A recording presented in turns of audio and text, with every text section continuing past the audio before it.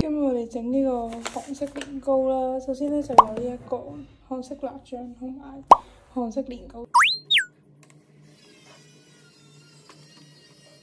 糖啦，加少少牛肉咧就唔會落晒，落粒半就夠啦。洋葱啦，咁呢度就半個，會落啲燒賣落去咯，因為咧燒賣入咗味之後咧就會再好食啲嘅。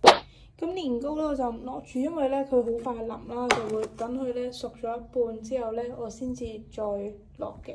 咁依家咧我哋就可以加水，但係唔使加太多，可以咧一陣咧睇下佢會唔會乾水先至再加嘅。咁依家咧我哋就可以用電飯煲煮啦，呢個快煮模式，因為咧佢就會好似煮嘢咁樣啦，但係佢會 keep 到有個水分喺入邊咧，唔會乾晒咯。咁樣煮嘢咧就會非常方便。